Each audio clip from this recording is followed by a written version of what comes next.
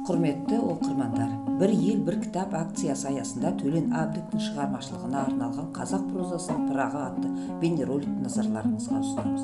Төлен Әбдік қазақ жазушысы, драматург, қоғам қайраткері, Қазақстанның еңбек сіңірген қайраткері, Қазақстан Республикасының мемлекеттік сыйлығының иегері. Бүгінгі қазақ әдебиетіндегі ерекше есімдердің бірі Төлен Әбдік. Қазақ прозасында ерекше қолтаңбасы бар қаламгер 1942 жылы 4 қыркүйекте Қостанай облысының Жангелдин ауданындағы Еңбек ауылында дүниеге келген. Төлен Әбдік 1965 жылы қазіргі Әл-Фараби атындағы Қазақ мемлекеттік ұлттық университетінің филология факультетін бітірген. Шығармалары 1964 жылдан бастап түрлі газет журнал беттерінде жарияланды. Жазушы 1965-70 жылдары Қазақстан пионері, қазіргі Ұлан газетінде әдеби қызметкер, бөлім меңгерушісі болып қызмет етті. 1970-77 жылдары Жалын альманахында бөлім меңгерушісі, бас редакторының орынбасары болды.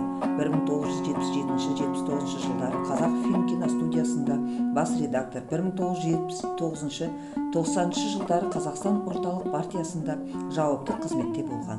Біраз жыл Қазақ әдебиеті газетінің бас редакторы, Қазақстан жазушылар одағының екінші хатшысы болып істеді. 1993 жылы Қазақстан Республикасының президенті әкімшілігіне жауапты қызметте болды. Төлен Әбдіктің алғашқы шығармасы университет қабырғасында көңіліне ұнаған бойжеткенге байланысты жазылған. Замандастарының айтуынша, сол күнде жас та болса, сол әңгімесі өз ортасында біраз талқыланып, жақсы бағаланған.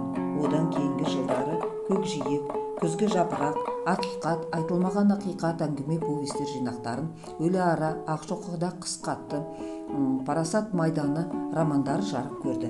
Қаламгердің әңгіме повестері орыс тілінде «Истина» деген атпен шықты. Грек аңыздары Эллада ерлерін қазақ тіліне аударған 1977 жылы.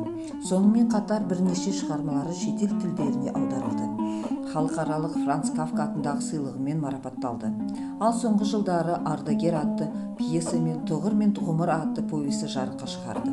Ардагер пьесасы ел тәуелсіздігінің 20 жылдығына арналған драматургиялық шығармалар байқауында бас жүлдені жеңіп алған. Біз үшеу едік драмасы Ғабит Мүсірепов атындағы театрда сахналанған.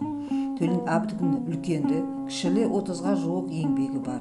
Себебі автор әр кейіпкерінің мінезін зерттеп, өлшеп жазады. Ал оның образдары қиялдан емес, сіз бен біздің жанымыздағы адамдар.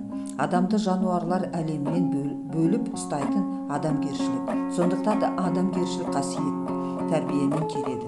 Ата-ананың бойынан да келуі мүмкін. Содан кейін білім деген болады. Білімнің ішінде әдебиет пен өнер дейді қаламгердің өзі.